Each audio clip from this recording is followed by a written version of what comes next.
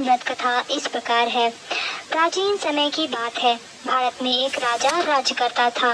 वह बड़ा प्रतापी तथा दानी था। वह नित्य प्रति मंदिर में भगवत दर्शन करने जाता था। वह ब्राह्मण और गुरु की सेवा किया करता था। उसके द्वार से कोई भी याचक निराश होकर नहीं लौटता था। वह प्रत्येक गुरुवार को व्रत रखता एवं पूजन करता था। हर दिन गरीबों की सहायता करता था। परंतु यह सब बातें उसकी रानी को अच्छी नहीं लगती थी। वह ना तो व्रत करती थी और ना ही किसी को एक पैसा भी दान में देती थी। वह राजा से भी ऐसा करने को मना किया करती थी। लेकिन एक समय की बात है कि राजा शिकार खेलने वन को चले गए। घर पर रानी और दासी। उस समय भगवान बृहस्पति देव साधु का रूप धारण कर राजा के दरवाजे पर भिक्षा मांगने आए। साधु ने रानी से भिक्षा मांगी तो वह कहने लगी, हे साधु महाराज, मैं इस दान पुण्य से तो तंग आ गई हूँ। इस कार्य के लिए तो मेरे पति देव ही बहुत हैं। अब आप ऐसी कृपा करें कि सारा धन नष्ट हो जाए तथा मैं आराम से रह सकूं। साधु रूपी बृहस्पति देव ने कहा, हे देवी, तुम तो बड़े विचित्र हो। संतान और धन से तो कोई दुखी नहीं होता है, इसको सभी चाहते हैं। पापी भी पुत्र और धन की इच्छा करता है। लेकिन अगर तुम्हारे पास बहुत अधिक धन है तो भूखे मनुष्यों को भोजन करवाओ, प्याऊ लगवाओ, ब्राह्मणों को दान दो, धर्मशालाएं बनवाओ, कुआं, तालाब, बावड़ी, बाग, बगीचे आदि का निर्माण कराओ तथा निर्धनों की कुंवारी कन्याओं का विवाह कराओ, साथ ही यज्ञ आदि कराओ।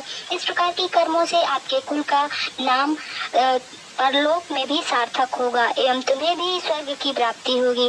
परंतु रानी साधु की इन बातों से खुश नहीं हुई। उसने कहा, हे साधु महाराज, मुझे ऐसे धन की आवश्यकता नहीं है जिसको मैं अन्य लोगों को दान देती फिरूं तथा जिसको रखने और संभालने में ही मेरा सारा समय नष्ट हो जाए। साधु ने कहा, हे देवी, यदि तुम्हारी ऐसी ही इच्छा है तो मैं जैसा बताता हूँ तुम वैसा ही करना। बृहस्पतिवार के दिन घर को गोबर से लीपना, अपने केशों को पीली मिट्टी से धोना, केशों को धोते समय स्नान करना, राजा से कहना कि वह हजामत करवाए, भोजन में मांस मदिरा खाना, कपड़े धोबी के यहाँ धुलने को देना। इस प्रकार 7 बृहस्पतिवार करने से तुम्हारा सारा धन नष्ट हो जाएगा। यह कहकर साधु महाराज रूपी बृहस्पति देव अंतर ध्यान हो गए। रानी ने साधु के कहने पर 7 बृहस्पतिवार तक वैसा ही करने का विचार किया। साधु के बताए अनुसार कार्य करते हुए वे केवल 3 बृहस्पतिवार ही बीते थे कि उसकी समस्त धन संपत्ति नष्ट हो गई।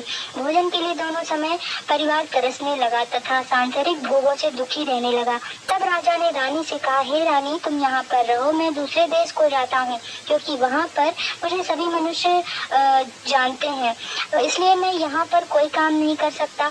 मैं अब परदेश जा रहा हूँ, वहाँ कोई काम धंधा करूँगा, शायद हमारे भाग्य बदल जाए। ऐसा कहकर राजा परदेश चला गया। वह वहाँ जंगल से लकड़ी काट कर लाता और शहर में बेचता। इस तरह जीवन व्यतीत करने लगा। इधर राजा के बिना रानी और दासियां दुखी रहने लगी। किसी दिन को भोजन मिलता और किसी दिन जल पीकर ही रह जाती। एक समय रानी और दासियों को 7 दिन तक बिना भोजन के व्यतीत करना पड़ा। तो रानी ने अपनी दासी से कहा, हे दासी, यहाँ पास के ही नगर में मेरी बहन रहती है, वह बड़ी धनवान है, तू उसके पास जा और वहाँ से 5 सेर बेझर मांग कर ले आ, जिससे कुछ समय के लिए गुजारा हो जाएगा। दासी रानी की बहन के पास गई। रानी की बहन उस समय पूजा कर रही थी। बृहस्पतिवार का दिन था। दासी ने रानी की बहन से कहा, हे रानी, मुझे आपकी बहन ने भेजा है, मुझे 5 सेर बेझर दे दो। दासी ने यह बात अनेक बार कही, परंतु रानी की बहन ने कोई उत्तर नहीं दिया क्योंकि वह उस समय बृहस्पतिवार की कथा सुन रही थी। जब दासी को रानी की बहन से कोई उत्तर नहीं मिला तो वह बहुत दुखी हुई। उसे क्रोध भी आया। वह लौटकर रानी से बोली, हे रानी, आपकी बहन बहुत ही घमंडी है, वह छोटे लोगों से बात भी नहीं करती। मैंने उससे कहा तो उसने कोई उत्तर नहीं दिया। मैं वापस चली आई। रानी बोली, हे दासी, इसमें उसका कोई दोष नहीं है। जब बुरे दिन आते हैं तब कोई सहारा नहीं देता। अच्छे बुरे का पता विपत्ति में ही लगता है। जो ईश्वर की इच्छा होगी वही होगा। यह सब हमारे भाग्य का दोष है। उधर रानी की बहन ने सोचा कि मेरी बहन की दासी आएगी, परंतु मैं उसे नहीं बोल सकी। इससे वह बहुत दुखी हुई होगी। अतः कथा सुन और विष्णु भगवान का पूजन समाप्त कर वह अपनी बहन के घर आई और कहने लगी, हे बहन, मैं बृहस्पतिवार का व्रत कर रही थी, तुम्हारी दासी हमारे घर गई थी, परंतु जब तक कथा होती तब तक हम लोग ना उठते हैं और ना बोलते हैं, इसलिए मैं नहीं बोली। वो दासी क्यों गई थी? रानी बोली, बहन हमारे घर अनाज नहीं था, वैसे तुमसे कोई बात छिपी नहीं है, इस कारण मैंने दासी को तुम्हारे पास 5 सेर भेजर लेने के लिए भेजा था। रानी की बहन बोली, बहन देखो, बृहस्पति भगवान सबकी मनोकामना पूर्ण करते हैं, देखो शायद तुम्हारे घर में ही अनाज रखा हो। यह सुनकर दासी घर के अंदर गई तो वहाँ उसे एक घड़ा भेजर का मिल गया। उसे बड़ी हैरानी हुई क्योंकि उसने एक एक बर्तन देख लिया था। उसने बाहर आकर रानी को बताया। दासी अपनी रानी से कहने लगी, हे रानी देखो, वैसे हमको जब अन्न नहीं मिलता तो हम रोज ही व्रत करते हैं, अगर इनसे इस व्रत की विधि तथा कथा पूछ ली जाए तो उसे हम भी कर लिया करेंगे। दासी के कहने पर रानी ने अपनी बहन से बृहस्पतिवार व्रत के बारे में पूछा। उसकी बहन ने बताया, हे रानी, बृहस्पतिवार को सूर्योदय से पूर्व उठकर स्नान करके बृहस्पतिवार का व्रत करना चाहिए, लेकिन उस दिन सिर नहीं धोना चाहिए। बृहस्पतिवार के व्रत में चने की दाल और मुनक्कों से भगवान विष्णु का केले के वृक्ष की जड़ से पूजन करें तथा दीपक जलाएं। उस दिन एक ही समय भोजन करें। भोजन पीले खाद्य पदार्थ का करें तथा कथा सुने। इस प्रकार करने से गुरु भगवान प्रसन्न होते हैं, अन्न पुत्र धन देते हैं। इस तरह व्रत और पूजन की विधि बताकर रानी की बहन अपने घर लौट गई। रानी और दासी दोनों ने निश्चय किया कि वे बृहस्पति भगवान का पूजन जरूर करेंगे। 7 दिन बाद बृहस्पतिवार आया तो उन्होंने व्रत रखा। घुड़साल में जाकर चना और गुड़बीन लाई तथा उसकी दाल से केले की जड़ में विष्णु भगवान का पूजन किया। अब भोजन कहाँ से आए? दोनों बड़ी दुखी हुई, परंतु उन्होंने व्रत किया था, इस कारण बृहस्पति देव भगवान प्रसन्न थे। वे एक साधारण व्यक्ति के रूप में 2 थालों में सुंदर पीला भोजन लेकर आए और दासी को देकर बोले, हे दासी, यह भोजन तुम्हारे और रानी के लिए है, तुम दोनों करना। दासी भोजन पाकर बड़ी प्रसन्न हुई और रानी से बोली, रानी जी भोजन कर लो। रानी को भोजन आने के बारे में कुछ पता नहीं था, इसलिए वह दासी से बोली, जा तू ही भोजन कर, क्योंकि तू हमारी व्यर्थ में हंसी उड़ाती है। दासी बोली, एक व्यक्ति अभी भोजन दे गया है। रानी कहने लगी, वह भोजन तेरे लिए ही दे गया है, तू ही भोजन। दासी ने कहा, वह व्यक्ति हम दोनों के लिए 2 थालों में भोजन दे गया है, इसलिए मैं और आप दोनों ही साथ साथ भोजन करेंगे। फिर दोनों ने गुरु भगवान को नमस्कार कर भोजन प्रारंभ किया। उसके बाद से वे प्रत्येक बृहस्पतिवार को गुरु भगवान का व्रत और पूजन करने लगी। बृहस्पति भगवान की कृपा से उनके पास धन हो गया, परंतु रानी फिर पहले की तरह से आलस्य करने लगी। तब दासी बोली, देखो रानी, तुम पहले भी इस प्रकार आलस्य करती थी, तुम्हें धन के रखने में कष्ट होता था, इस कारण सभी धन नष्ट हो गया। अब गुरु भगवान की कृपा से धन मिला है तो फिर भी तुम्हें आलस होता है। बड़ी मुसीबतों के बाद तो हमने यह धन पाए हैं, इसलिए हमें दान पुण्य करना चाहिए। तुम भूखे मनुष्यों को भोजन कराओ, प्याऊ लगवाओ, ब्राह्मणों को दान दो, कुआं, तालाब, बावड़ी आदि का निर्माण करवाओ, मंदिर, पाठशाला बनवाकर दान दो, तुम्हारी कन्या को विवाह करवाओ, धन को शुभ कार्यों में खर्च करो, जिससे तुम्हारे पुण्य का यश बढ़े तथा स्वर्ग प्राप्त हो और पितृ प्रसन्न हो। दासी की बात मानकर रानी ने इस प्रकार के कर्म करने प्रारंभ किए, जिससे उनका काफी यश फैलने लगा। एक दिन रानी और दासी आपस में विचार करने लगी कि ना जाने राजा किस दशा में होंगे, उनकी कोई खोज खबर नहीं है। गुरु भगवान से उन्होंने प्रार्थना की और भगवान ने रात्रि में राजा को सपने में कहा, हे राजा, उठ, तेरी रानी तुझको याद करती है, अब अपने देश को लौट जा। राजा प्रातः काल उठकर जंगल से लकड़ियां काटकर लाने के लिए जंगल की ओर चल पड़ा। जंगल से गुजरते हुए सोचने लगा, रानी की गलती से कितने को भूखने पड़े। राजपाट छोड़कर उसे जंगल में आकर रहना पड़ा। जंगल से लकड़ियां काटकर उसे बेचकर गुजारा करना पड़ा। उसी समय जंगल में बृहस्पति देव एक साधु का रूप धारण करके आए और राजा के पास आकर बोले, हे लकड़हारे, तुम इस सुनसान जंगल में किस चिंता में बैठे हो, मुझे बतलाओ। यह सुन राजा के नेत्रों में जल भर आया और साधु की वंदना कर बोला, हे प्रभु, आप सब कुछ जानने वाले हैं। इतना कहकर राजा ने साधु को अपनी संपूर्ण कहानी सुना दी। महात्मा तो स्वभाव से ही दयालु होते हैं। वे राजा से बोले, हे राजा, तुम्हारी पत्नी ने बृहस्पति देव के प्रति अपराध किया था, जिसके कारण तुम्हारी यह दशा हुई। अब तुम किसी प्रकार की चिंता मत करो, भगवान तुम्हें पहले से अधिक धन देंगे। देखो, तुम्हारी पत्नी ने बृहस्पतिवार का व्रत करना प्रारंभ कर दिया है। तुम भी बृहस्पतिवार का व्रत करके चने के दाल व गुड़ और जल को लोटे में डालकर केले के पत्ते से भगवान विष्णु का पूजन करो। कथा कहो या सुनो, भगवान तुम्हारी सब मनोकामनाओं को पूर्ण करेंगे।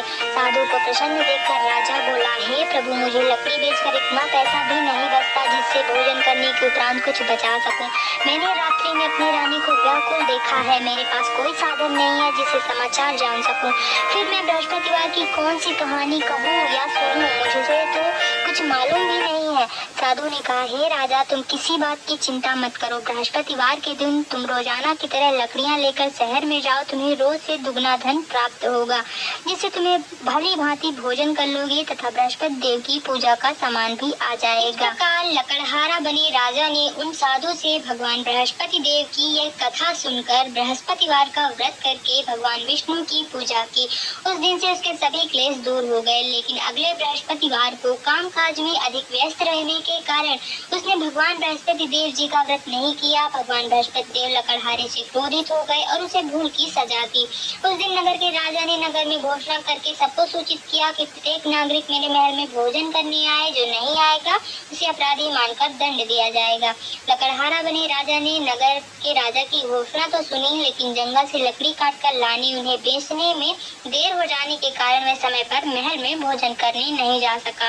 अतः राजा के सैनिक लकड़हारे को पकड़कर महल में ले गए। राजा ने उसे महल के एक कक्ष में बैठाकर भोजन कराया। उस कक्ष में एक खूंटी पर रानी का सोने का हार लटका हुआ था। लकड़हारा अकेला उस कक्ष में भोजन कर रहा था। तभी उसने एक आश्चर्यजनक घटना घटती देखते वह खूंटी हार को निगल गई। थोड़ी देर के बाद राजा ने हार को गायब देखा तो लकड़हारे को कारावास में डलवा दिया। लकड़हारा मन ही मन अपने भाग्य को कोसने लगा। तभी उसे जंगल में मिले साधु का स्मरण हुआ आया। थोड़ी देर बाद भगवान बृहस्पति देव सन्यासी के रूप में उसके सामने प्रकट हुए और कहा, हे लकड़हारे, तूने भगवान बृहस्पति देव की पूजा नहीं की, इसी कारण तुझे कष्ट हुआ है। लेकिन अब चिंता मत करो। बृहस्पतिवार के दिन कारागार के दरवाजे पर तुम्हें कुछ पैसे पड़े हुए मिलेंगे।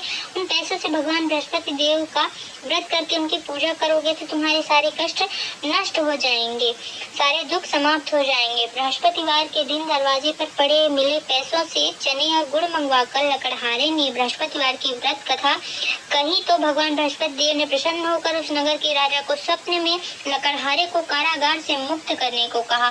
सुबह राजा ने अपने कक्ष में जाकर देखा तो खूंटी पर रानी का हार टंगा हुआ था। राजा ने लकड़हारे को मुक्त कर दिया और उसे धन और आभूषण देकर विदा किया। लकड़हारा बना राजा उस नगर से चलकर अपने नगर में पहुंचा तो उस नगर में कुएं, धर्मशाला, बाग बगीचे देखकर बहुत प्रसन्न हुआ। राजा ने किसी से पूछा, ये कुएं, धर्मशालाएं किसने बनवाई है? उसने बताया कि सब रानी और उसकी दासी ने बनवाए हैं।